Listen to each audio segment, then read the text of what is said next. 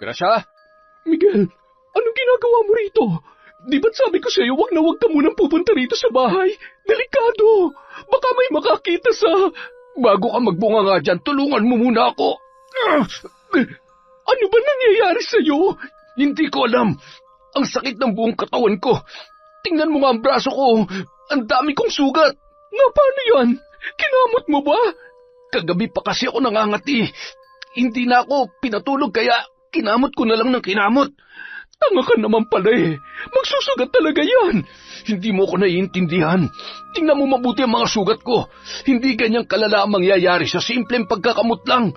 Kagabi lang ang mga sugat na yan pero may mga nanana agad. Ang baho naman. Ang lansa ng amoy ng mga sugat mo. Huwag kang maarte. Tulungan mo na ako. Hindi ko na kaya ang sakit kaya gumawa ka na ng paraan. Taon 2017, Cebu. Nagmula si Alma sa isang may kayang pamilya. Dahil sa negosyo ng mga magulang ay nagawa niyang makapagtapos ng kolehiyo sa isang magandang eskwelahan. Sa edad pa lamang na 23 ay nagtatrabaho na siya at nakakapag-ipon na ng sariling pera. Mabilis siyang nakaipon dahil hindi naman niya kailangang suportahan ang kanyang mga magulang. Lahat ng kinikita niya ay sa kanya lamang napupunta. Kaya naman nang makapag-asawa na ay iniwan na niya ang pag-oopisina at nagpasyang pagtuunan na lamang ng pansin ang pagiging may bahay at ina sa nag-iisa nilang anak ni Berto na si Kokoy. May nabili silang lote sa isang malayong barangay na pinatayuan nila ng bahay. At nang makalipat doon, hindi niya inaasahan na magkakaroon siya kaagad ng kaibigan. Ngunit taliwas sa buhay ni Alma, lumaki naman sa mahirap na pamilya si Gracia. Biktima siya ng mga magulang na tamad magpaaral ng anak at gustong mag-asawa na lamang para mabawasan ang kanilang responsibilidad. 16 anyos pa lamang si Gracia nang ipagkasundo siya ng kanyang ama kay Miguel na isang tricycle driver sa kanilang lugar. Mas matanda sa kanya ng 10 taon ang lalaki nung mga panahon na yon. Masipag naman at madiskarte sa buhay kaya di kalaunan nagustuhan niya rin yun. Naging magnobyo't magnobya sila at nakatira na sa iisang bubong habang hinihintay pa ang pagtungtong niya ng legal na edad. Dahil menor de edad pa lamang siya noon, ay nakiusap muna siya na wag muna silang mag-aanak. Pagtungtong niya ng edad na 18, doon na sila nagkaroon ng supling. Nasundan yon ng nasundan hanggang sa umabot na sa 8 ang anak nila ni Miguel sa kasalukuyan. Sa dami ng kanilang anak ay hindi na sumasapat ang kinikita ng asawa ni Gracia sa pamamasada. 17 anyos na ang kanilang panganay at hindi pa yon maaari magtrabaho, kaya iginapang na lang muna nila ang pag-aaral noon, sa pag-asang kahit isa man lamang sa kanilang mga anak ang makatulong sa kanila pagdating ng araw. Kapag may pagkakataon naman, tumatanggap na lamang si Gracia ng labada at kung ano-ano pang trabaho para makatulong sa gastusin. Sa kabila ng hirap na pinagdaraanan ni Gracia at ng kanyang pamilya, nagbago ang takbo ng kanyang buhay nang makilala niya si Alma. May mga dati na silang kapitbahay roon, pero dahil walang trabaho sa kanilang lugar, karamihan sa mga bahay na malapit sa kanila ay bihira ng uwian ng may-ari. Ang pinakamalapit lamang ay ang nilipatan ni na Alma. Ilang buwan ding ginagawa ang bahay na yon, at sa unang tingin pa lamang alam na niyang mapera ang may-ari noon, kaya naisip niya agad na kaibiganin. Anak, tingnan mo, ang ganda-ganda talaga ng bahay ni na Alma, tsaka mukhang mabait din siya. Magandang bahay, ibig sabihin mapera sila, Nay. Buti na lang kinausap niya ako agad. Tingin ko nga ay magkaibigan na kami. Seryoso ka ba, Nay? Sila makikipagkaibigan sa atin na ganito kapangit ang bahay? Bakit? Judgmental ba sila? Hindi mo pa nga nakikilala eh. Kayo lang naman kasi ang may gusto makipagkilala sa kanila. O bakit? Sinabi ko bang makipagkilala ka sa kanila? Hindi naman ah. Ay naku, Nay. Umaasa lang kayo na totoong kaibigan talagang turing yan sa inyo. Langit at lupa ang pagitan nyo eh. Napakanega mo. Susubukan ko lang naman eh. Ikaw talaga? Kahit nasubukan nyo pa, Nay, wala rin yan. Kapag naging magkaibigan kayo, hindi rin yan tatagal. Bakit mo naman nasabi yan? Malas ang lupang pinagtayuan nila ng bahay. Sabi ng kaklase ko, bago pa tayong maging taga rito, may nakatayo na talagang bahay dyan sa tapat natin. Matapobre daw yung may-ari, tapos palagi nag-aaway yung mag-asawa. May isang malalang away daw na nangyari na naging dahilan kaya namatay yung asawang lalaki. Ngayon may bago na may-ari ng lupa at tinayuan pa ng bahay, siguradong mamalasin din ang nakatira dyan. Kapag minalas pa ng sobra, baka may mamatay din sa kanila. Shh! Tigilan mo nga yan! Kakalipat lang nila! Puro na agad kamalasan yung sinasabi mo! Mamaya magkatotoo yan kawawa naman sila! Noong una, hindi pa alam ni Gracia kung paano makikipagkilala sa bago nilang kapitbahay. Dahil sa itsura pa lamang ng babae ay nahihiya na siyang lumapit. Ngunit nang subukan niyang bumati at makipagkwentuhan sandali, doon niya na nalaman na mabait naman pala si Alma. Nang malaman niyang naghahanap ng labandera ang babae ay agad siyang nagpresenta. Lingguhan ang bayad sa kanya at palagi ring may dagdag ang kanyang natatanggap dahil alam nito ang kanilang sitwasyon. Naging malapit ang loob niya kay Alma dahil sa kabutihang ipinapakita nito sa kanya.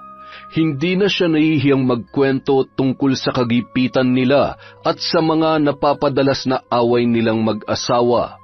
Hanggang sa namalayan na lamang niya na naging matalik na magkaibigan na silang dalawa. Likas na mabait at matulungin si Alma kaya hindi siya nakaramdam ng pagkailang kahit na kung tutuusin ay amo niya ang babae. May mga pagkakataon na nakakahiram pa siya ng pera tuwing nauubusan sila ng bigas o di kaya'y tuwing walang baon sa eskwela ang kanyang mga anak. Bukod kasi sa matumal na ang kita sa pamamasada ni Miguel ay napapadalas pa ang pag-inom noon, kaya lalo silang nahihirapan. Yun din ang madalas na pinagmumulan ng kanilang away. Anong oras ka na naman nakauwi? Saan ka ba galing, Miguel? Naimbitahan lang ako sa handaan. Birthday ng inaanak ko. Ano ba masama ron? Buti pa yung inaanak mo nagagawa mong paglaanan ng oras. Pero sa paghahanap buhay, hindi mo magawa. Miguel naman, wala na tayong bigas. Wala na ring pambaon sa eskwelahan ng mga bata. Hayaan mo silang pumasok ng walang baon. Ano magagawa natin kung wala tayong maibibigay sa kanila? Ang kapal naman ng mukha mong sabihin yan. Ikaw ang ama. Ginusto mo magkaroon tayo ng maraming anak. Tapos ngayon, mabigat na ang responsibilidad mo. Hahayaan mo na lang sila. Wala ka talagang kwenta. Ano ba, Gracia, napakaingay mo? Araw-araw na lang na tuwing uuwi ako, bunganga mo yan naririnig ko. Nakakarindi ka na. Maririndi ka talaga kung hindi mo aayusin ang pagsustento sa amin. Pangatawanan mo ang pagiging padre de pamilya mo rito nang hindi tayo lagi nag-aaway. Ano bang akala mo? Pinupulot ko lang ang pera sa kalsada? Namamasada naman ako, Gracia. Kung walang pasahero, di walang kita. Isa pa, hindi araw-araw malaki ang kinikita ko. Lalo na ngayong tag-ulan, kakaunti lang ang pasahero. Bakit hindi ka maghanap ng trabaho? Wala ka na lang ibang alam gawin kundi bungangaan ako? Bakit? Hindi pa ba trabahong pagtanggap ko ng labada kay Alma? Baka hindi mo alam, Miguel, kung ano-anong racket na lang ang pinapatos ko para kumita ng pera. Tapos ngayon, kung makapagsalita ka, parang wala akong naitutulong sa'yo. Ang kapal na mukha mo! Tumahimik ka na nga! Walang magagawa yung pagbubunganga mo sa problema natin. Buti sana kung nagiging perang bawat salita naggagaling dyan sa bibig mo. Baka sakaling yumaman pa tayo. Ay. Huwag kang mag-alala. Hahanap ako ng ibang mapagkakakitaan para naman makapagpahingan tenga ko sa kaingayan mo. Dapat lang. At kung maaari, huwag ka na rin mag-inom dahil nag-aaksaya ka lang ng pera sa alak. Sus, pati ba naman yun pakikialaman mo pa? Minsan na nga lang magsaya ang tao eh. Wow, buti ka pa. Nagagawa mo pa magpakasaya sa kabila ng problema natin sa pera. Ayos lang pala sa'yo na magutom ang mga anak mo basta masaya ka, ganun ba yon, ha? Anak ng teteng naman, oh. Itikom mo na nga lang yung bibig mo. Pag ako napuno sa'yo, baka tumabingi ang pagmumukha mo. Natahimik na lamang si Gracia sa sinabing yon ng kanyang asawa dahil ayaw niya ring masaktan. Minsan na siyang napagbuhatan ng kamay ni Miguel at nagtamo siya ng pasa dahil doon. Ngunit napapadalas ang kanilang pag-aaway, hindi pa rin gumagawa ng paraan ang lalaki para kumita ng mas malaki-laki para sa 8 nilang anak. Nadagdagan na rin ang utang ni Gracia kay Alma, kaya nahihiya na siya na lumapit pa sa bagong kaibigan. Mare, galing dito kanina yung bunso mong anak. Gutom na gutom kaya pinasabay ko na sa pananghalian namin kanina. Nako, nakakahiya naman, Mare. Pasensya ka na, ha? Hinihintay ko pa kasing makauwi si Miguel para makabili kami ng bigas at kahit sardinas man lang pang ulam. Hindi na pala nakatiis yung bunso ko. Ay, nako, pasensya ka na talaga, ha? Ano ka ba? Wala namang problema yon. Natutuwa nga ako sa anak mo kasi napakabibong bata. Magkasundo sila ng anak ko. Halos hindi na nga sila maghiwalay kanina habang naglalaro eh. Ay, mabait kasi talaga yung bunso ko kaya hindi na ako nagugulat na ganun siya sa anak mo. Pero, Mare, salamat ha. Buti na lang, hindi ka kagaya ng ibang nanay dyan na kayang ipagtabo yan ng anak ko at pagdamutan ng pagkain dahil hindi naman nila kaano-ano. Naku galing din naman kasi kami sa hirap kaya hindi ko yun gagawin sa iba, lalo na sa mga anak mo. Welcome sila dito sa bahay namin ni Berto. At ikaw naman, kung wala kayong maisaing, huwag kang mahihiya magsabi, ha? Pwede naman kitang pautangin ng bigas. May mga stock kami ng delata rin dito. Hayaan mo, minsan isasama kita dun sa gulayan na madalas kong pinupuntahan. Ililibre kita. Mura lang ang mga gulay ron. Sumama ka para may pang-ulam kayo kahit papaano. Nako, salamat talaga, Mare. Napakabuti mong kaibigan sa akin. Ay nako, maliit na bagay lang yon. Natutuwa nga ako na may kaibigan na ako rito eh. Alam mo naman, ang daming tsismosa rito at mga inggitera kaya mahirap magtiwala sa kanila.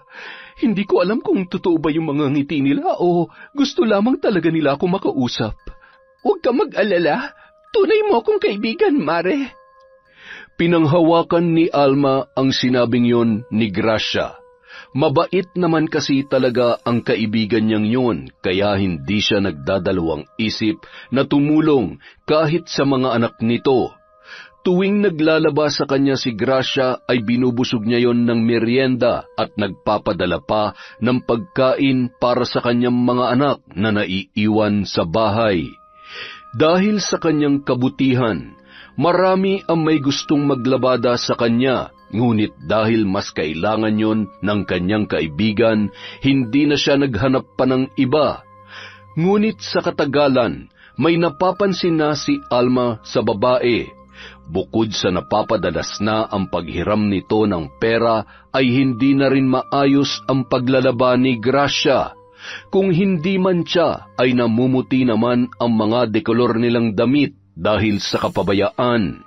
Nang hindi na siya makatiis, nagpasya na siyang kausapin ang kaibigan ng silang dalawa lamang. Mare, huwag mo sanang mamasamain ang sasabihin ko, ha? Bakit, Mare? Ano bang meron? Yung nilabhan mo kasi nung nakaraan, ang daming nasirang damit. Yung iba ron, kabibili lang ng asawa ko, kaya, ayun, nagalit siya sa akin. Sabihan ko raw ang labandera dahil baka sa susunod ay mas marami pang damit ang masira. Ay, naiintindihan ko naman na problemado ka sa ngayon, kaya siguro nawawala sa isip mo ang... Ibig mo bang sabihin nagpapabaya na ako sa paglalaba ko? Diretsuhin mo na lang ako, Mare. Gusto mo na ba akong palitan? Mare, hindi naman sa ganon. Sinabi ko lang talaga sa'yo para mas mag-ingat ka sa susunod. May kamahalan din kasi yung damit na kumupas eh. Yung mga damit naman ni Kokoy, nandun pa rin ang mantsa kaya ayaw niya nang isuot. Medyo maselan kasi ang batang yun sa damit kaya kailangan talagang malinis ang sinusuot niya. Nakakainsulto ka naman, Mare. Ginagawa ko naman ang lahat para makapaglaba ko ng maayos, pero may nasasabi ka pa rin? Hindi ko naman sinasadya kung may nasira akong damit eh. Yun nga ang sinabi ko sa asawa ko, na hindi mo naman sinasadya yun. Kaya nga ngayon palang sinabihan na kita, para hindi na maulit sa susunod. Huwag mo naman masamain yun, Mare. Kanya naman talaga kayong mga may pera. Porket binabayaran nyo lang kami, akala nyo, ayos lang sa amin na mainsulto at mapahiya. Ano? Teka lang muna, Mare. Hindi naman kita iniinsulto at ipinapahiya. Kaya nga mas pinili kong kausapin ka ng tayong dalawa lamang, hindi ba? Mare naman, intindihin mo naman ang pinupunto ko. Wala akong intensyon na ipahiya ka. Pero yun ang naramdaman ko, Mare. Kaya pasensya na. Hayaan mo, sa susunod, iingatan ko na ng sobra mga mamahalin yung damit. Ay, saka na lang siguro ulit tayo mag-usap, Mare. Kapag pareho ng malamig ang ulo natin, baka kasi kung ano pang masabi natin sa isa't isa. Mabuti pa nga. Bagamat hindi nagustuhan ni Alma ang ipinakita ni Gracia, mas pinili na lamang niyang magpasensya. Naiintindihan naman niya ang pinanggagalingan nito, lalo na't sunod-sunod pa rin ang mga problema nilang pangpinansyal. Ngunit ng mga sumunod na linggo, mas lalo pang lumala ang perwisyong dala ng kanyang kaibigan na humantong na sa isang sagutan. Mare, sabi mo nung nakaraan, iingatan mo na ang mga nilalabhan mo. Tingnan mo naman na nangyari sa damit ng anak ko. Halos mabutas na sa dami ng bleach na inilagay mo. Hindi ko naman sinasadya yun, Mare. Hindi na naman sinasadya. Lagi na lang bang ganyan ang idadahilan mo, Gracia? Kabibili lang ng uniform ng anak ko na nasira mo. Hindi naman namin pinupulot ang pera. Sus, ang arte-arte mo naman. Marami naman pera ang asawa mo ah. Bumili na lang kayo ng bago. Ano bang akala mo sa asawa ko? Tumatay ng pera? Nagtitipid rin kami dahil hindi kami ubos biyaya, Gracia. Binabayaran ka naman namin ng tama. Kaya kung pwede sana, ayusin mo ang trabaho mo. Para kasing nananadya ka na eh. Pinagbibintangan mo ba ako na naninira ng mga gamit ninyo?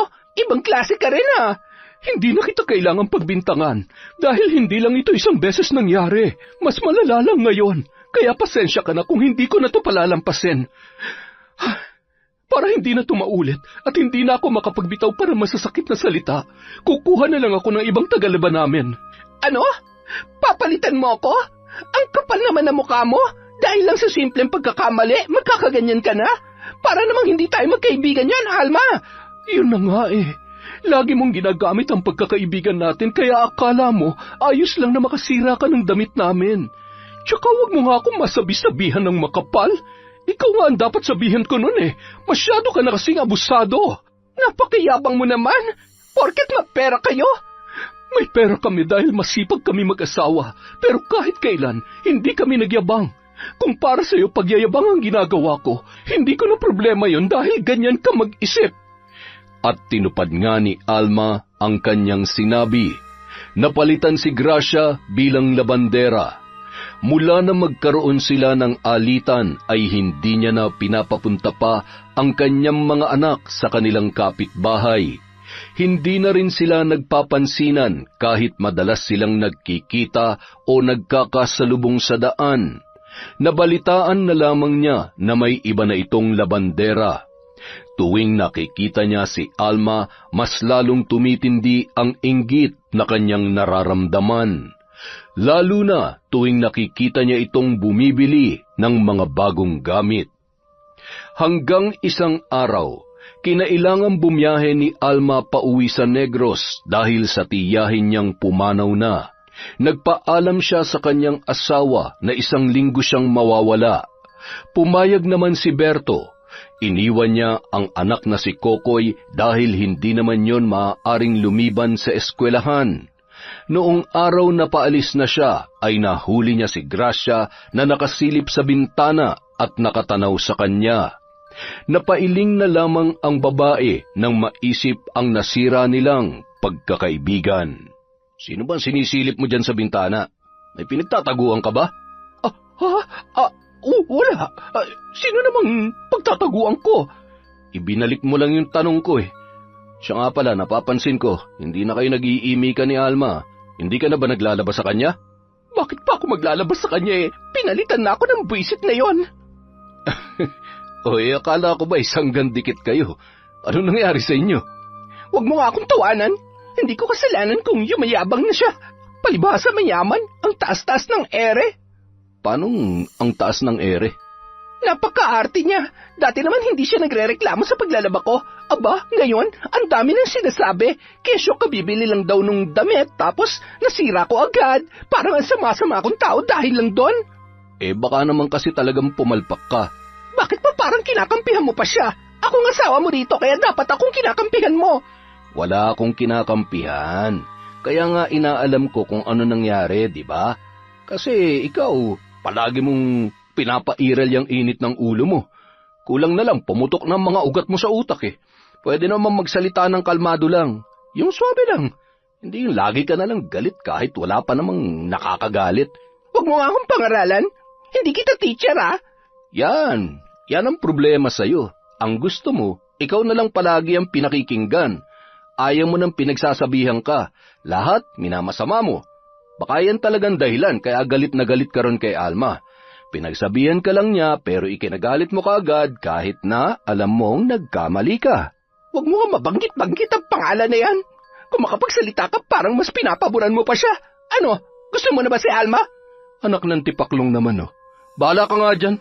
Inisin mo muna yung utak mo para hindi ka nagkakaroon ng kaaway.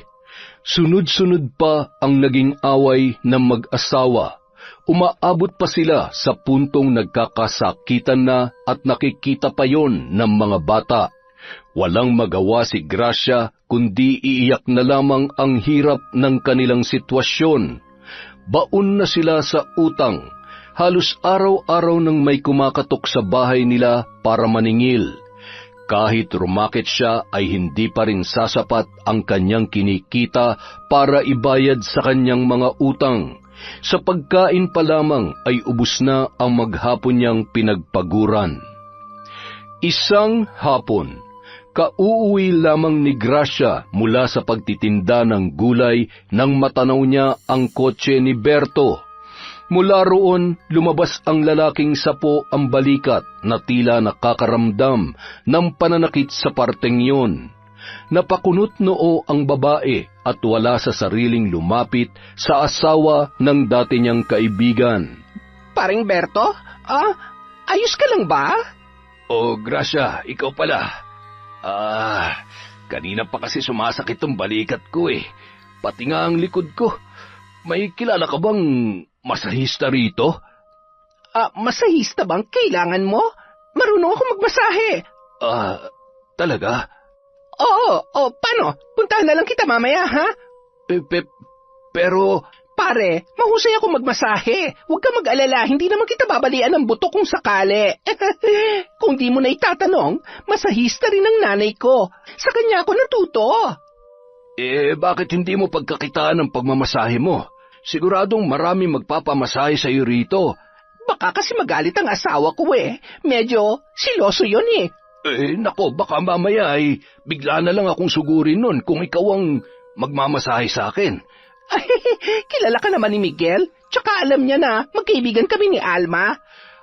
Siya nga pala. Nasabi niya sa akin na nagkakaproblema raw kayong dalawa. Ano ba kasing pinagmulan ang hindi niyo pagkakaintindihan? Si Alma naman kasi, grabe kung makapagsalita. Ay, nako.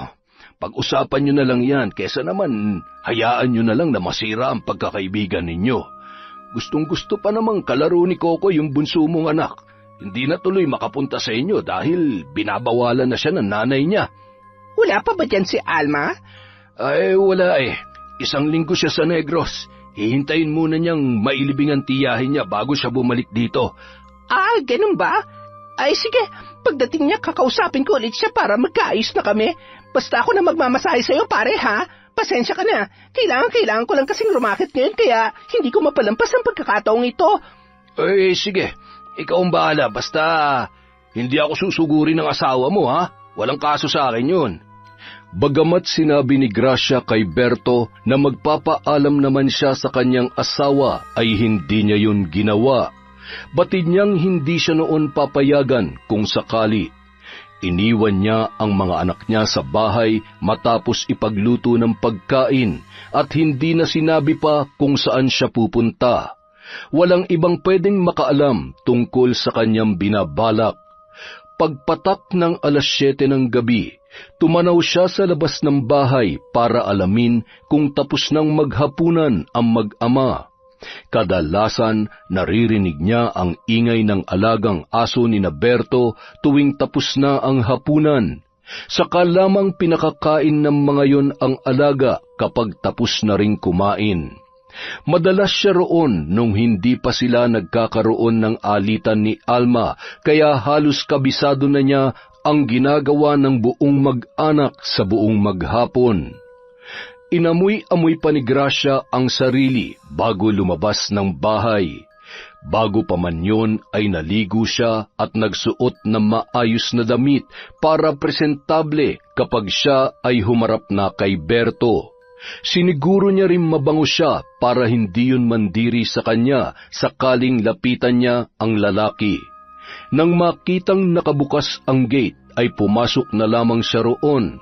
Naabutan niya ang kumpare niyang nakaupo sa sofa na malapit sa may pintuan, kaya nakita siya kaagad. Berto, pare, pasensya ka na, pumasok na ako ha. Nakabukas kasi yung gate nyo kaya dumiretso na lamang ako.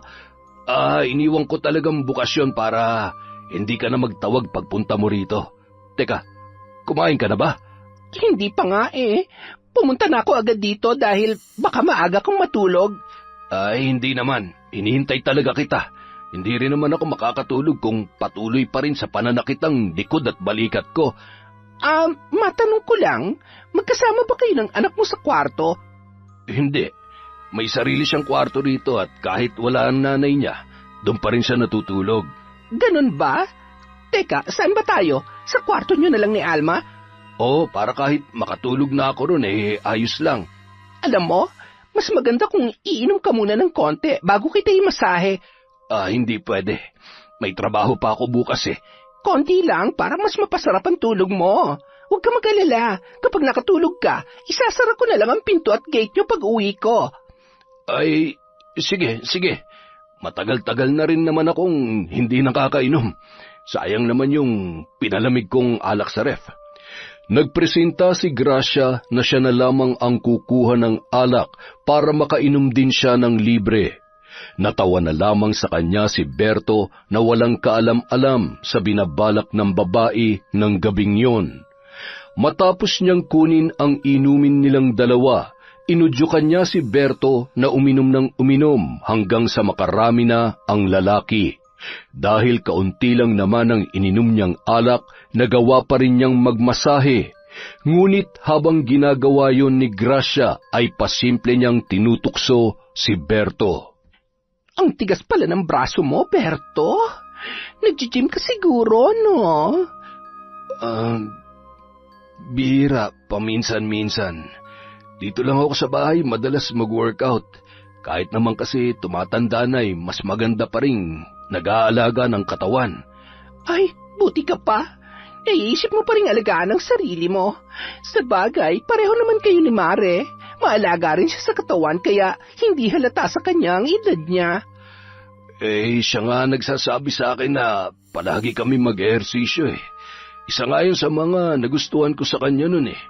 Kahit pagod na siya sa trabaho, nagagawa pang alagaan na mabuti ang katawan niya.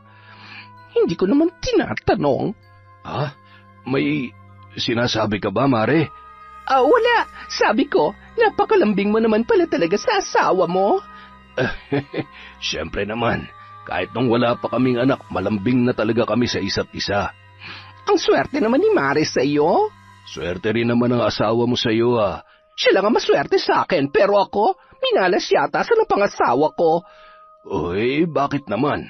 Mabait naman si paring Miguel Nakikita ko na masipag siyang mamasada. Pero hanggang ngayon, gipit na gipit pa rin kami. Ay, huwag na nga lang natin pag-usapan yon. San ba yung masakit? Dito ba? Ayan, dyan nga. Aray, ang sakit.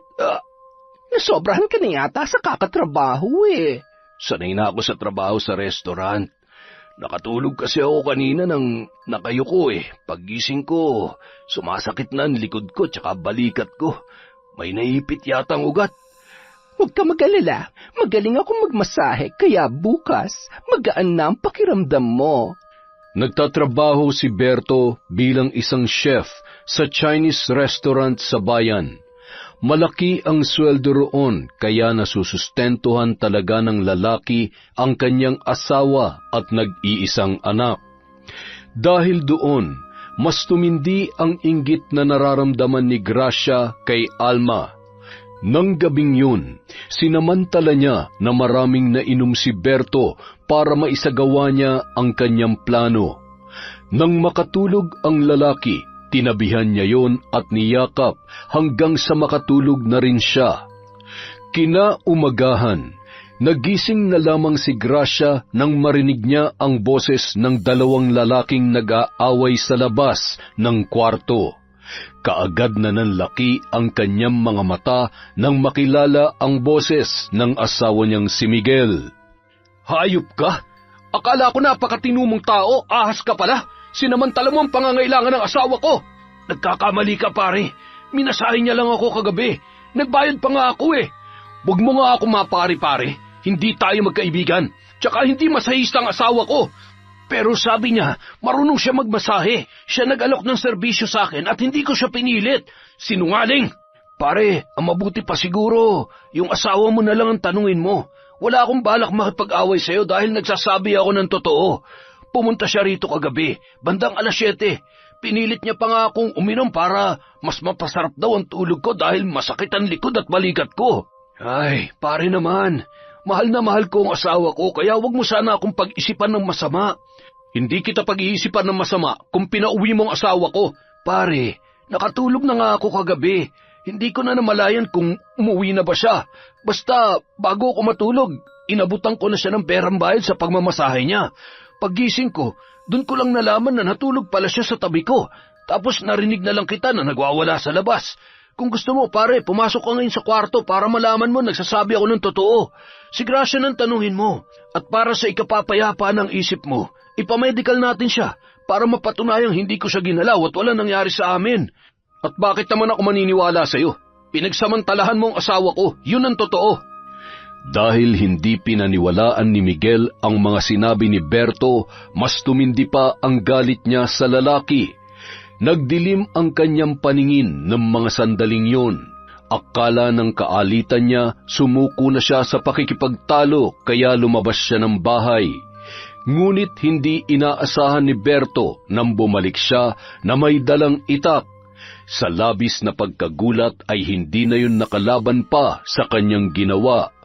Pinagtataga niya ang katawan ng kaawa-awang kapitbahay. Walang nakarinig sa mga sigaw ng lalaki, maliban sa anak nitong natulala na lamang nang makita ang kanyang ginagawa. Doon naman napalabas ng silid ang kinakabahan na si Grace. Nagimbal siya sa ginawa ng kanyang asawa. Kaagad niyang inawat si Miguel bago pa matuluyan si Berto. Kritikal ang lalaki nang dalhin sa ospital. Ipinaliwanag niya sa asawa ang totoong nangyari para maisisi niya ang nangyari sa asawa ni Alma. Bakit hindi mo sinabi agad? Bakit? Tinanong mo ba ako? Paano kita tatanungin kung ang sarap-sarap ng tulog mo sa tabi ng gagong yun? Dahan-dahan ka nga sa pananalita mo. Sa inyong dalawa, ikaw ang gago. Muntik mo na mapatay si Berto Hindi yun mangyayari kung hindi dahil sa'yo. Bakit doon ka natulog? Sana pinigilan mong antok mo. Ilang hakbang lang ang lalakarin mo, Gracia. Pero kinatamaran mo pa. Tingnan mo tuloy ang nangyari. Hindi sana ako nakipag-away kay Berto. Desisyon mong makipag-away sa kanya, kaya wag na wag mo ako masisisisi. Kung nakipag-usap ka lang sana ng mahinahon, wala sana masasaktan. Nagpaliwanag na nga yung tao Ang problema, sarado yung maliit mong utak. Di ikaw na matalino. Kunwari ka pa. Halata namang gusto mo yung Bertong yun. Yan ang problema sa iyo Kahit wala namang dapat ikaselos, ginagawan mo pa rin ang dahilan para maikagalit ka sa akin. Anong gagawin mo ngayon, ha? Sigurado ako na anumang oras, may darating na lang na pulis dito para hulihin ka. Wala tayong perang pampiyansa. Pwes, gawin mo ng paraan yan. Total, ikaw naman ang dahilan kung bakit nangyari ang lahat ng to. Dahil sa pumalpak na plano ni Gracia, mas lalo pang lumala ang lahat. Hindi niya alam kung paano haharapin ang mga panibagong problema sa kanilang buhay. Lalo na nang makauwi na si Alma at nalamang hindi pa nagkakamalay ang kanyang asawang nasa ospital. Ang anak naman nitong si Kokoy ay hindi pa rin makausap. Gayunpaman, nakarating sa kanya ang report tungkol sa taong nanaga at muntik nang makapatay kay Berto. Pagkagaling sa ospital ay kaagad niyang pinuntahan ang bahay ni Gracia para kumprontahin si Miguel. Miguel, lumabas ka dyan! Harapin mo akong hayop ka! Alma, bakit nagsisisigaw ka dyan? Magtatanong ka pa kung bakit? Huwag ka na magbaang-maangan sa krimeng ginawa niya. Ilabas mo ang asawa mo! Aba, hindi ko akalain na palengkera ka rin pala. Nung una, kala mo kung sino kang hindi makabasag pinggan. Pero tingnan mo ngayon ang itsura mo. Wala ka na rin pinagkaiba sa mga eskandalosang taga dito. Hindi ako mag-eskandalo rito kung hindi magtatago ang asawa mo. Hindi nagtatago ang asawa ko. Wala siya rito dahil namamasada siya ng tricycle. Siya ang hinahanap mo, di ba? Eh di sundan mo rin sa kalsada. Hanapin mo, baka sakali magkita kayo. Ibang klase ka rin talaga, no? Alam mo ng kriminal ang asawa mo pero pinoprotektahan mo pa rin. Sa bagay, hindi naman ay nakakagulat sa isang kagaya mo mapagsamantala. Anong sinabi mo? Bakit? Hindi ba totoo? Kulang na nga lang ay hingin mo lahat sa akin na maayos pang pagkakaibigan natin. Hindi nga ako nagreklamo dahil naaawa ako sa iyo eh. Kahit na ang totoo, abusado ka na. Kulang na nga lang sa bahay ka na rin namin tumira. Kain ka ng kain at wala kang pakialam kahit magutom ang mga anak mo. Basta hindi ko makalaman sikmura mo. Wag mong husgan ang pagiging ina ko sa mga anak ko. Wala kang alam sa mga pinagdadaanan at sakripisyo ko para sa kanila. Siguro nga, wala talaga akong alam. Pero sa ginawa mo, hindi ka nagiging mabuting ina sa kanila. Sa tingin mo ba pasasalamatan kanila kapag nalaman nilang nagtatago ka ng isang kriminal? Wag mong idadamay sa usapang to, mga anak ko. Kahit hindi ko sila idamay, apektado na sila sa problemang ginawa ng asawa mo. Kaya kung ayaw mong mas lumala pa ito, ilabas mo na siya para mapanagutan niya ang ginawa niya sa asawa ko. Hindi ako papayag na walang managot sa nangyari kay Berto. Wala pa rin siyang malay hanggang ngayon dahil kay Miguel. Ano ba kasi pinagmula ng away nila? Sigurado ako may alam ka kaya magsalita ka, Gracia. Wala akong sasabihin dahil wala akong alam sa sinasabi mo. Kung ako sa'yo, pumasok ka na dyan sa bahay niyo. Tingnan mo nga yung anak mo, oh. Namumutla na. Mukhang takot na dahil sa kakasigaw mo. Anong klase kang ina, ha? Anong klase akong ina? Ako yung inang hinding-hindi kagaya sa'yo. Kawawa lang ang mga bata sa isang magulang na katulad mo, Gracia. Akala ko pa naman noon, mabuti kang tao. Pero sa pagtatago mo sa asawa mo ngayon, parang inamin mo na rin na may kasalanan ka sa naging pag-aaway nila. Malalaman ko rin ang totoo. At kapag nalaman kong ikaw ang dahilan kung bakit na-comatose kayo ng asawa ko, sisiguruhin kong pareho kayo ni Miguel na hihimas na malamig na rehas. Dahil sa sinabing yun ni Alma, hindi napigilan ni Gracia na makaramdam ng takot. Alam niya sa kanyang sarili na kapag nakulong sila ni Miguel ay wala nang maiiwan pa sa kanilang mga anak. Hindi niya kakayaning mapunta lamang sa kung saan ang mga bata at may posibilidad pang mapahamak. Mukhang matagal pa bago magkamalay si Berto, ngunit ang ikinakatakot niya ay kapag nagsalita si Kokoy. Naroon ang bata nang saktan ng asawa niya ang ama noon. Nasaksihan nito ang lahat, kaya kapag nakapagsalita na ang bata, ay tiyak na ikakapahamak nila yon ng kanyang asawa. Hindi na alam ni Gracia kung ano ang gagawin. Hindi siya mapakali tuwing iniisip na maaari siyang makulong katulad ni Miguel. Naisip niya na mabuti pa ang asawa niya dahil nagawa na kaagad nitong magtago. Ang alam niya, dun yun pumunta sa bahay ng malapit niyang pinsan. Nasa iisang barangay lang sila, pero sinabihan siya ni Miguel na wag na munang maglalalabas. Siya naman ay pilit na nag-iisip ng paraan kung paano masusolusyonan ang problema sa anak ni Alma. Hanggang sa isang umaga, nagulat na lamang siya nang makita si Kokoy na naglalakad sa kalsada. Tulala at sunod-sunod ang pagpatak ng mga luha. Kokoy, ayos ka lang ba? Papa, pinatay niya si Papa. Pinatay niya si Papa. Kokoy, hindi pa patay ang Papa mo. Wala pa lang siya malay ngayon, pero gigising din siya anumang oras. Kayo ang pumatay sa kanya. Pinatay niyo ang Papa ko. Masama kayong tao. Kokoy, ano ba sinasabi mo? Hindi kami ang pumatay sa Papa mo. Tinulungan nga namin siya, diba? Dinala namin siya sa ospital. Nakita mo yon? Makinig ka sa akin. Wala kang nakita. Hindi yun totoo. Pinatay niyo ang Papa ko. Isusumbong ko kayo kay Mama. Isusumbong ko rin kayo sa mga pulis. Hindi mo gagawin yon. Isusumbong. Pasiwan mo ako. Hindi ka na makakauwi sa inyo. Halika, sumama ka sa akin. Walang nagawa ang panlalaban ni Kokoy dahil higit na mas malakas si Gracia. Tinakpan niya ang bibig ng bata para walang makarinig sa pagsigaw nito. Dinala niya si Kokoy sa abandonadong kapilya na malapit na sa kasukalan para makasigurong wala nang makakarinig pa sa kanila kahit magsisigaw pa ang kanyang kasama. Hinubad niya ang damit ng bata saka ipinasok sa bibig nito para hindi na yun makasigaw. Pinunit niya ang laylayan ng kanyang bestida para gawing panali sa mga kamay noon para hindi niya magawang alisin ang kanyang busal sa bibig. Dahil wala namang ibang lalabasan sa kapilya maliban sa 2 pinto roon, ay hindi na niya iginapos pa si Kokoy. Nakakatayo at nakakapaglakad pa rin ang bata sa loob ng kapilya. Ngunit hindi nito magagawang humawak ng kahit ano dahil sa mga kamay na tinalian ni Gracia. Isinara ng babae ang pintuan. Naghanap siya ng maaaring ipanali sa labas nito para hindi makatakas si Kokoy.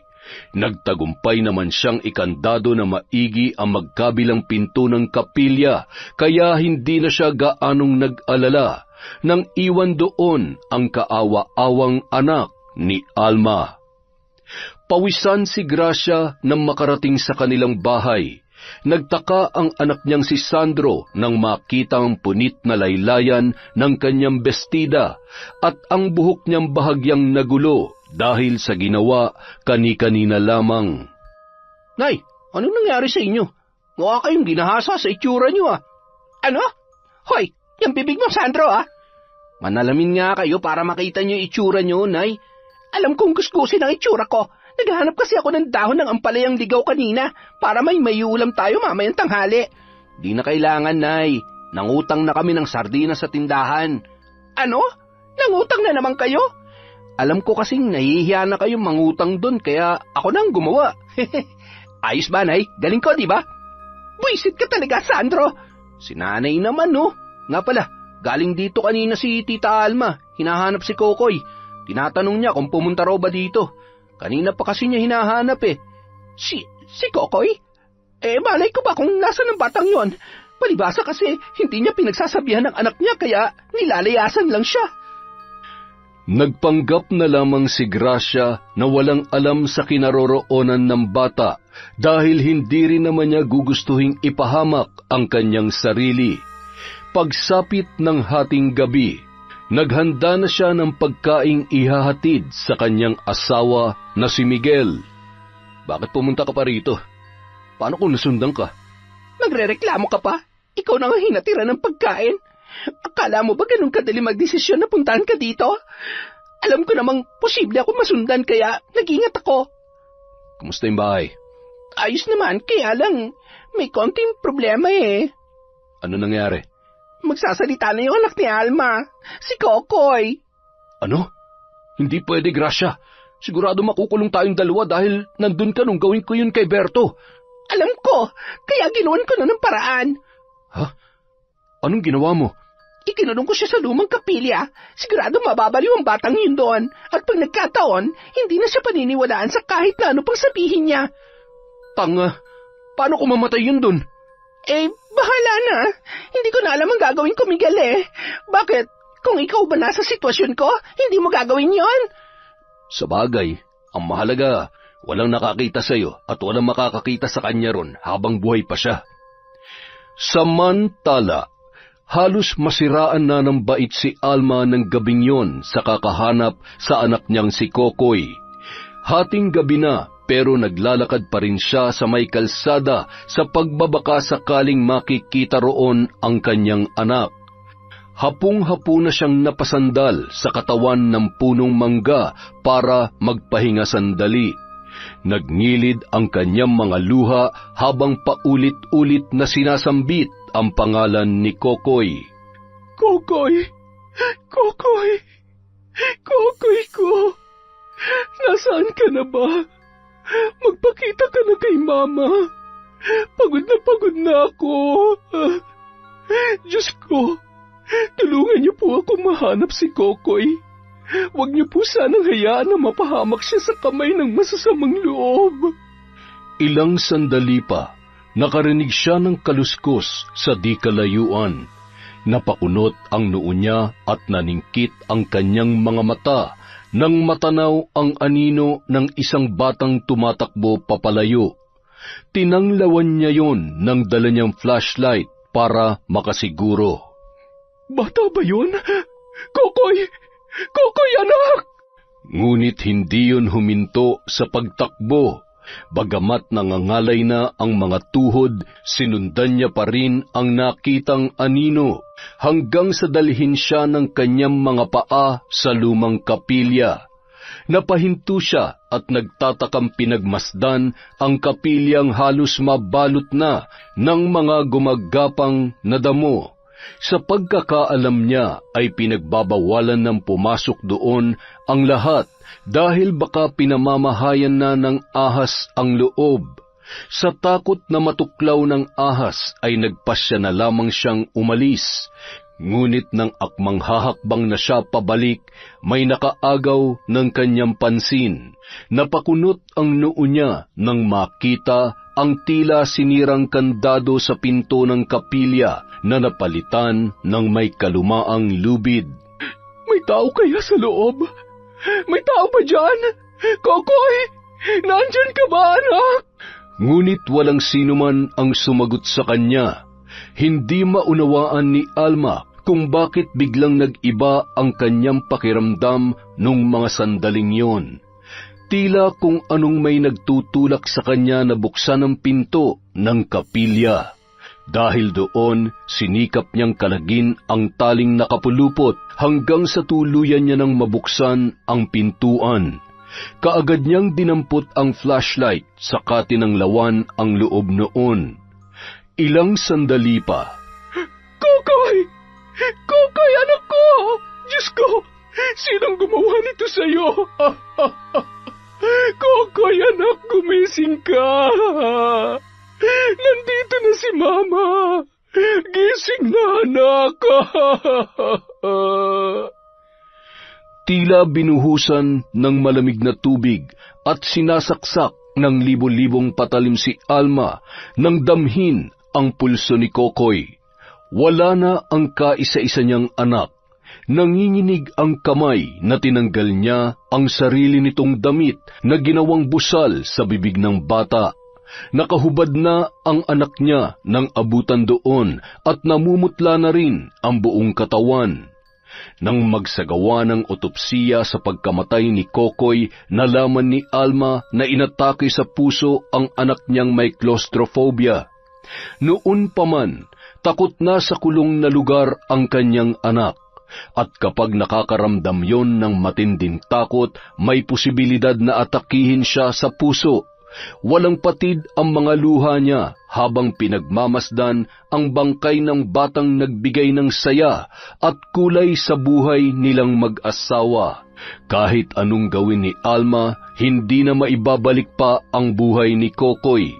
Ngunit hindi ibig sabihin noon ay wala na siyang pwedeng gawin para mabigyan ng hustisya ang pagkamatay ng bata. Bukod sa kanyang asawa ay tanging si Kokoy lamang ang nakakaalam ng tunay na pangyayari sa bahay nila nang mawala siya roon. kaya isa lamang ang pinaghihinalaan niyang gumawa noon sa kanyang anak. Isa lamang ang may motibong patahimikin ang isang inosenteng bata na kailanman ay hindi magsisinungaling sa nasaksihan nito ng araw na yon. Dahil alam niyang nagtatago pa si Miguel, kailangan niyang gumawa ng paraan para mapalabas ang lalaki. Buhay ang kinuha nila sa akin. Sisiguruhin kong buhay rin ang magiging kabayaran sa ginawa nila sa anak ko. Dala ng matinding galit, naikuyom na lamang ni Alma ang kanyang kamao. Matapos ayusin ang magiging burol ng kanyang anak, pansamantala muna siyang umuwi sa kanilang bahay. Mabuti na lamang at may mga kaanak siyang dumating para tumulong sa kanya sa pag-aasikaso ng burol ni Kokoy. Ayaw niyang doon iburol sa bahay ang anak, kaya sa punerarya na lamang pinapupunta ang mga makikipaglamay. Isa pa sa mga dahilan niya ay wala pa silang masyadong kakilala sa kanilang lugar, kaya mas minabuti niyang mga kaanak na lamang ang pupunta roon. Habang nagmamaneho si Alma pauwi, bigla niyang natapakan ang preno. Lumakas ang kabog ng kanyang dibdib nang makita ang isang matandang babaeng nakatayo sa harapan ng kanyang kotse. Dali-dali siyang bumaba para kumustahin ang lagay noon. Sus Mariosep, Lola, ayos lang po ba kayo? Ayos lamang ako, iha. Hindi naman umabot sa akin ang kotse mo. Naku, buti na lamang po at hindi kayo nasaktan. Diyos ko, sumakit ang dibdib ko rin ha. Ay teka, saan po ba kayo pupunta? Gabing-gabi na po, Lola. Delikado po maglakad na mag-isa rito. Kung ganon, pwede ba akong makisakay sa'yo? Saan po ba kayo bababa? Sa bahay mo. Po? Wala na kasi akong mauuwian. Pinalayas ako ng mga anak ko dahil ang tingin nila sa akin ay isang pabigat na lamang. Naku, kawawa naman po pala kayo. Halina po kayo, Lola. Sumakay po kayo. Malaki po ang bahay namin, kaya pwedeng-pwede kayo roon. Salamat, iha. Napakabait mo naman. Ano nga pala ang pangalan mo? Alma po ang pangalan ko. Kung gusto niyo po, yun na lang ang itawag niyo sa akin. Kayo po, Lola. Ano pong pangalan niyo? Turing. Yun ang itawag mo sa akin. Iniuwi ni Alma sa bahay niya ang matandang babaeng nakita sa daan, kahit na hindi niya pa yun lubusang kakilala. Pagkarating sa bahay, kaagad siyang naghanda ng pagkain para sa kasama. Habang nag-aasikaso sa kusina, dumako ang tingin niya kay Lola Turing, na tahimik lamang na nakaupo sa sala habang pinagmamasdan ang kanilang bahay. Mula kisame hanggang sahig, doon huminto ang tingin ng matanda at maya-maya ay nag-angat yon ng tingin sa kanya. Nabahira ng dugo ang sahig na ito. Po? Hindi siya namatay, hindi ba? Sino po? Asawa mo ba siya? Nasa ospital po ang asawa ko. Wala pa rin po siyang malay hanggang ngayon. May bumugbog sa kanya at pinagtataga ang katawan niya habang wala siyang kalaban-laban. Pero ang mga taong sangkot sa nangyari, ayaw pa rin umamin hanggang ngayon. At ang lalaking muntik na makapatay sa kanya ay nagtatago pa rin. Ayaw niyang harapin ang kanyang ginawa. Anong gusto mong mangyari sa taong yon, iha? Gusto ko siyang maparusahan. Gusto ko siyang mamatay. Alam kong siya rin ang pumatay sa anak ko. Pinatay niya ang anak ko na walang kalaban-laban. Napakabuti ni Kokoy. Malambing siya at makajos. Wala siyang ibang ginawa kundi maging mabuti sa iba, pero ganun na lamang ang sinapit niya. Dalawa ang taong sangkot sa nangyari. Paano niya po nalaman? Nakita ko. Isang babae at isang lalaki ang gumawa nito sa asawa at anak mo. Ang bahay na yun sa tapat niyo. Masyado yung mabigat. Ibig niyo po bang sabihin, sila talaga may kinalaman sa nangyari kay Berto at kay Kokoy? Nakita niyo po ba si Miguel nung pumasok siya rito sa bahay namin? Si Gracia po, nandito po ba siya nung araw na yon? Sino po sa kanila ang pumatay sa anak ko? Lola, sabihin niyo po sa akin dahil...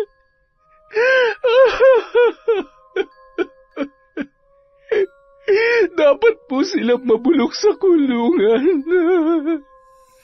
Hindi sapat ang mabulok lamang sila sa kulungan, Alma.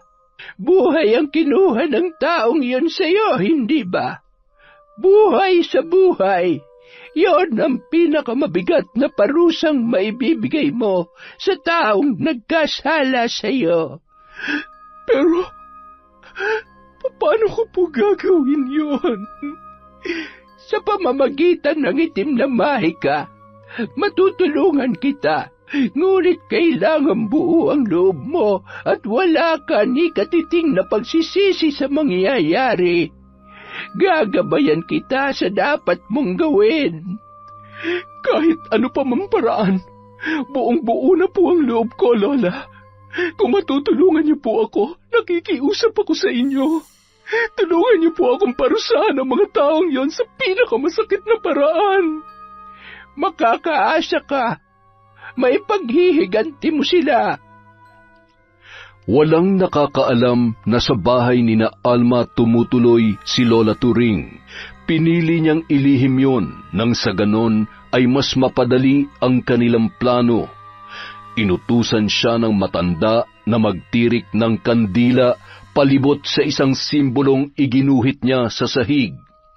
Nang magsimula na ang pag-oorasyon ni Lola Turing, sinundan niya rin ang bawat salitang binibigkas ng matanda. Maya-maya pa, nanlaki ang kanyang mga mata nang makita ang mga ipis na gumagapang sa sahig. Titili na sana siya, ngunit kaagad niyang napansin na iisa lamang ang direksyong pinupuntahan ng mga yon. Lahat ng ipis ay patungo sa nakaguhit na simbolo. Ilang sandali pa, napigil ni Alma ang kanyang paghinga nang mabuo ang isang imahe ng tao. Lumakas ang kabog ng kanyang dibdib at muling tumindi ang galit na kanyang nararamdaman. Si Gracia ang imaheng nabuo roon. Nung mga sandaling yun, sigurado na siya kung sino ang salarin sa pagkamatay ng kanyang anak. Sa nangyari sa asawa niya, malinaw na sa kanya na si Miguel ang may kagagawan noon. Ang nanatili lamang na katanungan ay kung ano ang tunay na dahilan, at malalaman niya lamang yon sa taong itinuturing niyang kaibigan. Makalipas ang 2 araw, nagsimula na ang kalbaryo sa buhay ni Gracia. Mas lalong tumindi ang kagipitan nila mula noong nagtago na ang kanyang asawa. Kaya naman, nang alukin siya ng ibang kaanak na ampunin na lamang ang mga nakababatang anak nila ni Miguel, ay hindi na siya tumanggi pa. Yun ay kahit hindi naging madali sa kanya ang lahat. Nangako naman siya sa mga anak na babalikan niya ang mga yon kapag maayos na ang lahat. Kahit na ang totoo ay hindi niya alam kung kailan pa yon o kung posible pa nga ba na yon ay mangyari. Hindi niya akalain na mauubos ang mga anak niya sa ginawa niyang pagpapaampon sa ilan pa nilang mga kamag-anak. Ang 2 sa mga bata ay naglayas na lamang at sinabing maghahanap ng kahit anong trabaho kesa ipaampun niya. Ganoon din ang kanyang panganay. Nang mawala lahat ng mga bata, sa kanya lamang naramdaman ang matinding kalungkutan at pangungulila. Kasalukuyan siyang naghahapunan nang makarinig siya ng sunod-sunod at malalakas na katok mula sa pinto ng kanilang kusina. Buisit naman, oh! Sino ba kasi ang kumakatok? Gracia! Miguel? Anong ginagawa mo rito? Di ba't sinabi ko na sa'yo na huwag ka munang pupunta rito sa bahay? Delikado! Baka may makakita sa... Bago ka magbunga nga dyan, tulungan mo muna ako. Aray ko! Ano ba nangyari sa'yo? Hindi ko alam. Ang sakit ng buo kong katawan. Tingnan mo mga braso ko. Ang dami kong mga sugat. Na paano yan? Kinamot mo ba? Kagabi pa kasi ako nangangati. Hindi na ako pinatulog kaya kinamot ko ng kinamot. Tanga ka naman pala eh. Magsusugat talaga yan. Hindi mo ako naiintindihan. Tingnan mo mabuti ang mga sugat ko. Hindi ganyang kalala mangyayari sa simpleng pagkamot lang. Kagabi lang ang mga sugat ko pero may mga nana agad. Ang baho naman. Ang lansa ng amoy ng mga sugat mo. Halos maduwal si Gracia sa itsura ng mga sugat ni Miguel nang ito ay umuwi sa kanilang bahay. Pagpasok pa lamang ng pinto ay nabuwal na sa sahig ang kanyang asawa, dala ng matinding panghihina. Matapos alalayan at linisan ang mga sugat, naghanda naman siya ng makakain. Nang pakakainin niya na si Miguel, bigla na lamang siyang napatili nang makita ang malalaking langgam na gumagapang sa mga sugat ng kanyang asawa. Ngunit ang mas nagpagimbal sa kanya ay nung makita niya ang mga langgam na tinatangay ang mga piraso ng laman mula sa mga sugat sa magkabilang binti ng lalaki. Napahiyaw na lamang yon, dala ng matinding kirot na nararamdaman. Ano pa bang tinatayo-tayo mo dyan? Alisin mo mga langgam na to sa sugat ko. Paano ko gagawin yon? Nakikita mo ba kung gaano karami ang mga yan? Oo, nakikita ko. Hindi ako bulag. Pero ikaw, may utak ka naman kaya gawa mo ng paraan. Aray, ang sakit. Bilisan mo na, Gracia. Kumuha ng tubig ang babae sa pag-aakalang maitataboy niya ang mga langgam na kumakagat sa binti ni Miguel. Ngunit kahit naubos na ang isang timba ay wala man lang ni isa sa mga yun ang umalis. Sa tindi ng kapit ng mga ito ay tila nakabaon na ang mga yun sa balat ng kanyang asawa. Hindi umuubra ang tubig, Gracia. Umisip ka na ibang paraan. Parang hindi ko nakakayanin ng sakit kapag hindi pa natanggal ang mga pesteng langgam na to sa mga sugat ko. At teka lang naman, hindi ko na nga alam kung paano gagawin ko para maitaboy ang mga yan eh. Apoy, magsindi ka ng papel. Ilapit mo sa sugat ko. Ano? Paano ko mapasuka? Ilapit mo lang, tanga. Hindi ko sinabing sunugin mo ang binti ko. May utak ka naman, di ba? Buisit ka? Ako pang pagsasalitaan mo ng ganyan ngayon? Kung pabayaan kaya kita, ha? Sa tingin mo, may iba pang tutulong sa'yo. Huwag mo na nga akong bantaan. Asawa mo ako, kaya kailangan mo akong tulungan. Sinunod ni Gracia ang sinabi sa kanya ni Miguel. Kumuha siya ng papel at isa-isang sinindihan ang mga yun at saka inilapit sa binti ng asawa para itaboy ang mga langgam. Ngunit kahit idikit niya na ang apoy sa balat nito, hindi pa rin nilulubayan ng mga insekto ang sugat. Maya-maya, natigilan siya na mapansing halos mapunit na ang laman ni Miguel dahil sa lumalaking mga sugat. Ang sakit! Akin na yung papel! Ako na magtataboy sa mga buwisit na to! Heto, ayusin mo! Baka masunog yung balat mo! Wala na akong pakialam! Hindi ko na kaya ang sakit kaya kailangan ko nang gawin to! Ngunit kahit nasunog na ang ilan sa mga langgam, ay hindi pa rin nilulubayan ng iba ang sugat ni Miguel. Ilang sandali pa, nanlaki ang mga mata ni Gracia nang makitang sumiklab na ang apoy sa kaliwang binti ng kanyang asawa. Nataranta siya at kaagad na kumuha ng tubig para patayin ang apoy. At nang maapula niya yon, nanlamig naman ang buong katawan niya nang makita ang binti ng asawa na halos buto na lamang ang natira. Nawalan ng malay si Miguel dahil sa nangyari. Magdamag niyang binantayan ang asawa dahil sa labis na pag-aalala. Kinabukasan, wala na ang mga langgam, ngunit mas lalo pang nabulok ang mga sugat ng kanyang asawa, kaya napilitan na siyang maghanap ng manggagamot. Dahil wala siyang kilalang manggagamot sa kanilang lugar, kinailangan pa niyang magtanong-tanong hanggang sa makahanap siya sa kabilang barangay. Nang makita ng matanda ang mga sugat ni Miguel, alam na kaagad noon na binabarang ang lalaki. Kinilabutan siya sa sinabi nito na walang balak na buhayin ng sinumang gumagawa noon ang kaisa-isang taong nakakasama niya. Nagbigay ng ilang herbal na gamot para sa sugat ni Miguel ang matandang manggagamot. Tanging yun lamang daw ang maitutulong noon sa kanyang asawa. Albularyo na raw ang kailangan nila at hindi isang simpleng manggagamot lamang na gumagamit ng mga herbal. Makalipas ang ilang araw, tuluyan na ring gumaling si Miguel. Hindi niya yon inaasahan dahil ang sabi ng manggagamot ay merong may balak na pumatay sa kanyang asawa. Hindi ko akalaing gagaling pa ang sugat ko. Biruin mo, kita na yung buto ko. Takpan natin ito mabuti. Akala ko, yun na magiging katapusan ko. Sino ba kasing nakaaway mo at nangyari yan sa'yo? Wala naman akong iba nakakaaway kundi si Berto lang. Pero paano namang siya magpapabarang sa akin? Hindi pa nga yung nagkakamalay sa ospital. Ay, pambihira to nangyari sa akin, oo. Gumaling nga ang mga sugat ko. Hindi naman ako makalakad na mabuti tulad ng dati. Hindi na rin ako makakapamasada dahil sa nangyari sa kaliwa kong binti. Magpasalamat ka na lamang at buhay ka ngayon. Kung napakasama ng taong nagpabarang sa'yo, baka hindi ka na nga talaga binuhay.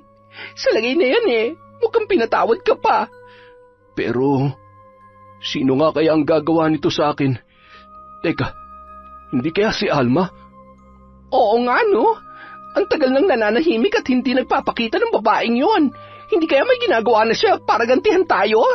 Hindi malabong mangyari yun. Paano kung sa tahimik niyang yun at sa kabutihang pinapakita niya nun sa iyo ay may lihim palang pagkatao niya? Baka siya pa mismo ang bumarang sa akin. Hindi siya makaganti dahil alam niya nagtatago ako, Gracia. Tama. Mukhang siya nga may kagagawan yan sa'yo. Humanda siya sa akin. Bakit? Ano gagawin mo? Wala ka na ron.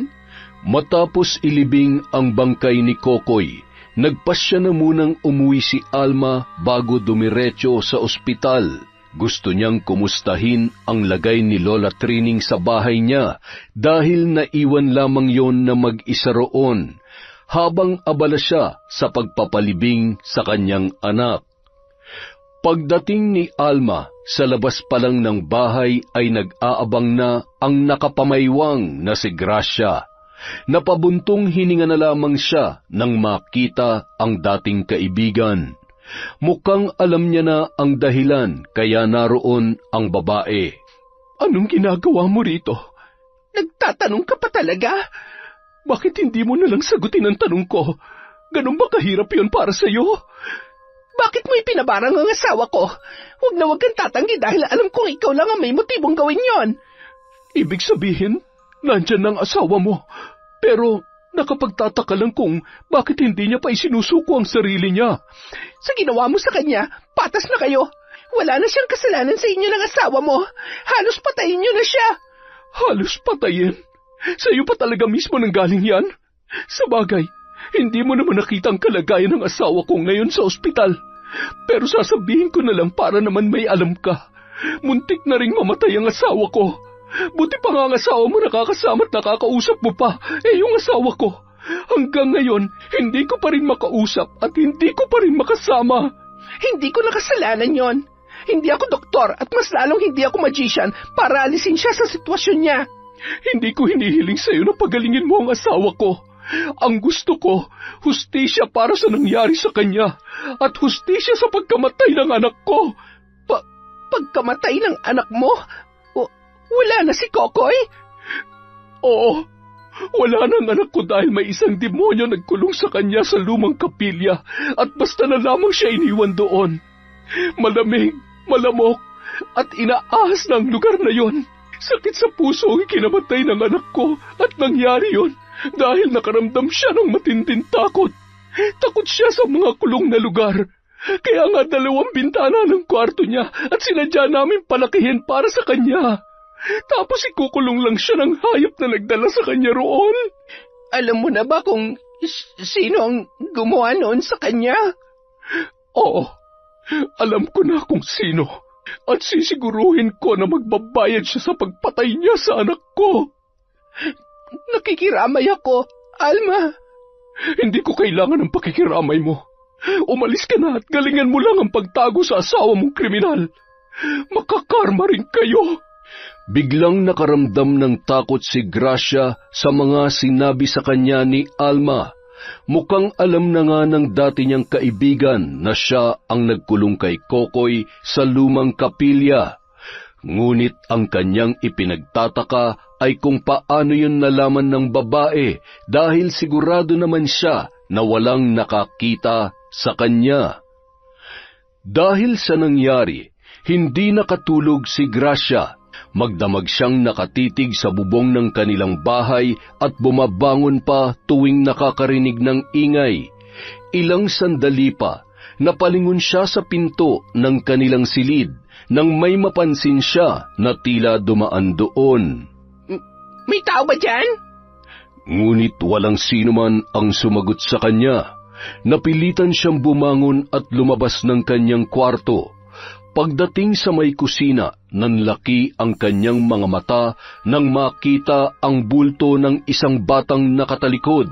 Sa pag-aakalang yon, ang kanyang bunsong anak ay lumapit siya para hawakan ito sa balikat. Ngunit nang ilang hakbang na lamang ang layo nila, ay bigla na lamang nawala ang bata.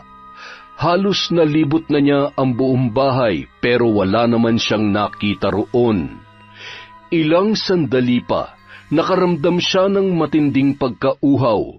Kumuha siya ng tubig at kaagad na nilagok ang laman ng baso. Kauubos niya lang noon nang muli na naman siyang nakaramdam ng panunuyo ng lalamunan. Sunod-sunod ang naging paglagok niya ng tubig hanggang sa naramdaman niya na lamang ang unti-unting paglaki ng kanyang tiyan. Habang hinihimas niya ang tiyan, muntik na siyang mapasigaw nang bigla na lamang lumitaw sa harapan niya ang isang matanda. Mahaba ang namumuting buhok noon na halos umabot na hanggang sakong. Sino ka? Paano ka nakapasok dito? Pagbabayaran mo ang ginawa mong kasalanan. Buhay ang kinuha mo, kaya buhay rin ang babawiin sa'yo.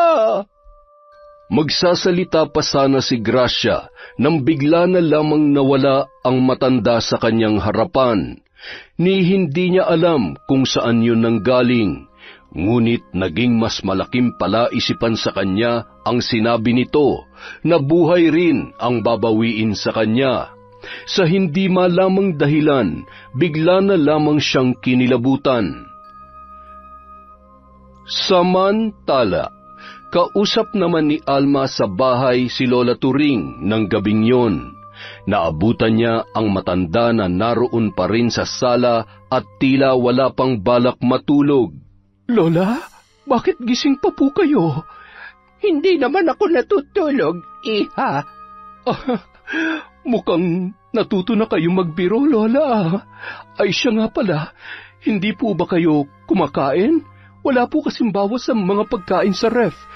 Nakakatampo kayo, ha? Kahit nung unang dating nyo rito, ayaw nyo rin kumain. Ay, wag mo na lamang akong pansinin. Teka, bakit nagbago ang desisyon mo tungkol sa lalaking muntik nang makapatay sa asawa mo? Hindi niya naman napatay ang asawa ko, kaya gusto ko rin maging patas sa kanya. Pero kahit na hindi ko siya hinayaang mamatay, sisiguruhin ko pa rin makukulong siya. Pagdurusahan niya ang ginawa niya sa loob ng kulungan. Ang ginawa niya kay Berto. Nire-respeto ko ang desisyon mo. Ngunit paano ang babaeng pumatay sa anak mo? Gusto ko pong ipatikim sa kanya ang matinding paghihirap hanggang sa matapos ang buhay niya. Ang anak ko ang dapat nabubuhay ngayon at hindi isang kagaya ni Gracia. Mangyayari ang kamatayan niya sa mismong lugar kung saan niya iniwan ang anak ko. Kinabukasan, nagising na lamang si Gracia na nangangati ang buong katawan. Hindi pa man niya na imumulat ang kanyang mga mata ay dama niya na ang matigas na bagay sa kanyang likuran. Nanuot din sa ilong niya ang masangsang na amoy na agad na nagpadilat sa kanyang mga mata. Ano yung amoy na yon? Nang ilibot niya ang paningin sa kanyang kinaroroonan, ay kaagad na nanlaki ang kanyang mga mata. Tumambad sa kanya ang mga nakalawit na damo sa butas-butas na bubong. Nakahiga siya sa marumi at bitak-bitak na sahig. Napakurap-kurap pa siya. Pamilyar ang lugar na yon sa kanya. Teka, wala ako sa bahay namin Paano ko napunta rito? Nang tumayo si Gracia, sinubukan niyang buksan ang pinto ng lumang kapilya. Sa kanya lamang napagtanto na nakakulong nga siya sa loob noon. Paulit-ulit niya yung sinipa hanggang sa tuluyan ng nasira. Nakalabas siya ng kapilya at nakabalik na sa kanilang bahay, ngunit hanggang sa pagkakataong yun ay wala pa siyang kaide-ideya kung paano siya napunta sa kanyang pinanggalingan. Sigurado ka bang hindi ako umalis ng bahay kagabi? Paano ka naman makakalabas ng bahay kagabi? Pumasok ka dito sa kwarto na busog ng tubig. Paghiga mo sa tabi ko, nakatulog ka na kaagad, kaya paano nangyaring nagising ka na lang sa lumang kapilya? Baka naman nananaginip ka lang. Nakikita mo ba tong maliliit na dahong sumabit sa buhok ko? At itong mga duming dumikit sa damit ko? Lahat ng to ay dahil nagising ako sa maruming sahig doon. Hindi kita niloloko. At mas lalong hindi ako nananaginip lang. Hindi kaya naglakad ka ng tulog? Ako? Maglalakad ng tulog? Imposible. Hindi pa yun nangyari sa akin sa tanang buhay ko. Ay nako, sumasakit ng ulo ko sa kakaisip kung ano nangyari sa'yo. Maghanda ka na lang kaya ng pagkain. Mamaya na, maliligo muna ako. Kanina pa ako nangangati Tingnan mo atong braso ko namamantal na. Sandali, patingin nga ulit niyang braso mo. Bakit? Anak ng, ganyan na ganyan din nagsimula ang mga sugat ko. Kinamot ko ng kinamot kaya lumaki hanggang sa mabulok kinabukasan. Ano? Ibig bang sabihin, may nambabarang din sa akin? Nasagot ang tanong ni Gracia nang sa loob lamang ng isang araw ay halos buong katawan niya na ang may pantal. Dahil sa matinding pangangati ay kinamot niya yon ng kinamot hanggang sa mabilis nang naging sugat. Pagsapit ng gabi, halos hindi na maihakbang ni Gracia ang kanyang mga paa nang pati ang alak-alakan niya ay puro sugat na.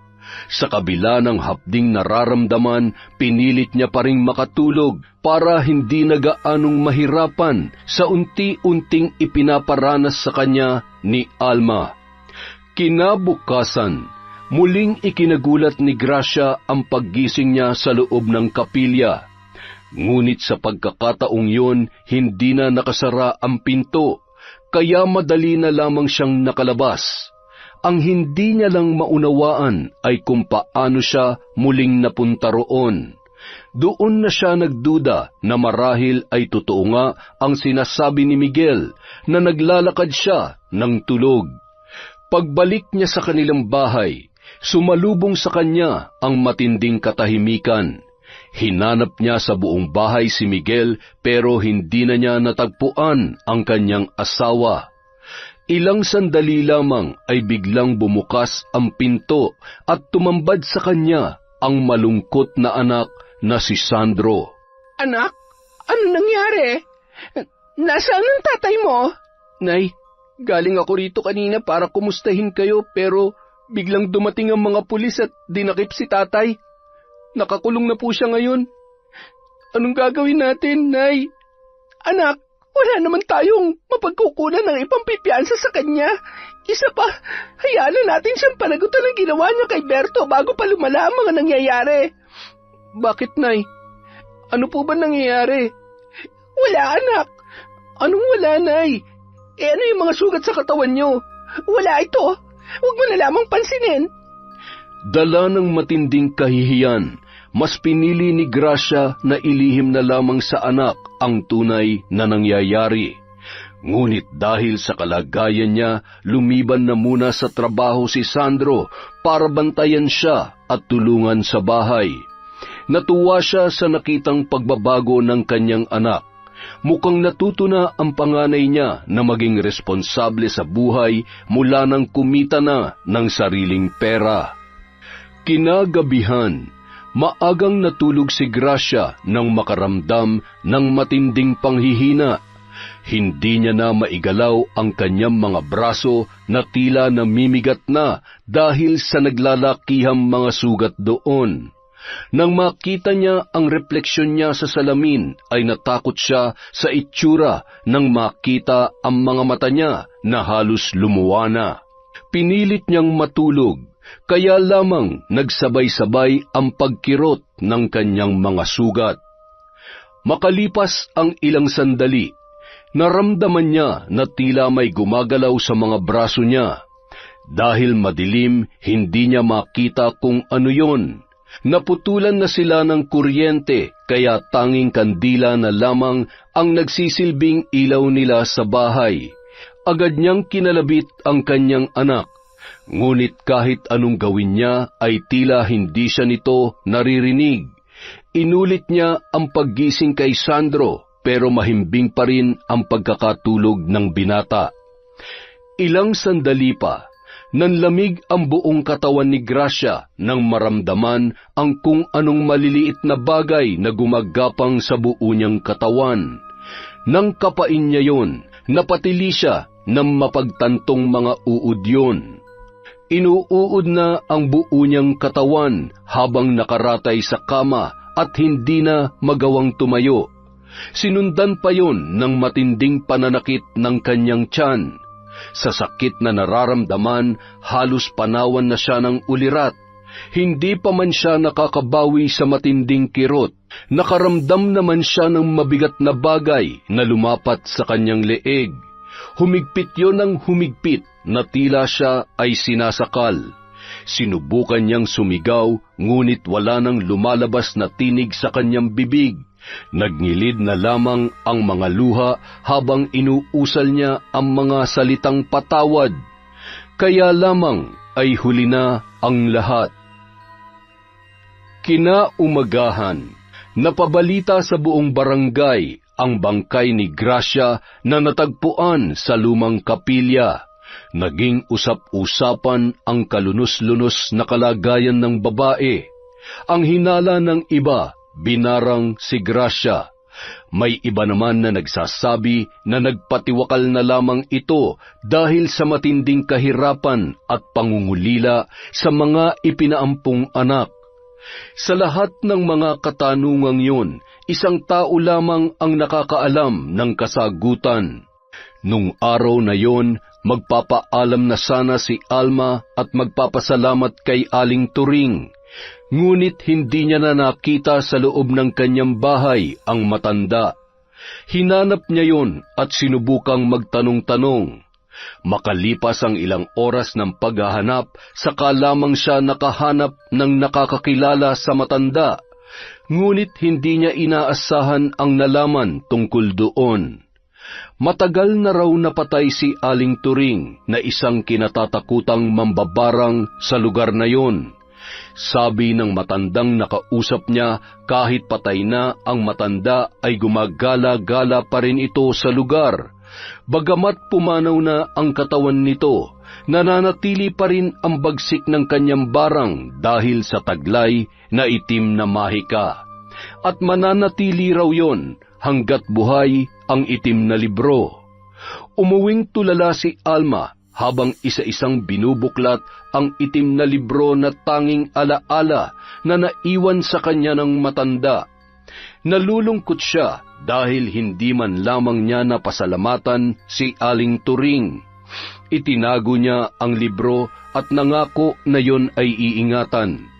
Ipinagdasal niya rin na hindi niya na kakailanganin pang buklatin ang librong yon dahil ayaw niya nang magkaroon pa ng panibagong dahilan para maghiganti. Sa awa ng Diyos, nagising na rin ang asawa niyang si Berto makalipas ang ilang buwan. Ngunit sa kabila ng mga nangyari, Nakulong man si Miguel at napagbayaran na rin ni Gracia ang kanyang ginawa sa anak ni Alma, hindi pa rin nila matatakasan ang pinakamalungkot na katotohanan sa buhay nilang mag-asawa, ang pagkawala ng kaisa-isa nilang anak. Yon! Ang ganda na naman ng kwento natin. Sa susunod na po ulit ang shoutout. Maglilista lang po tayo, parang weteng lang. Maraming salamat sa walang sawang pagsuporta sa Kwentong Enteng.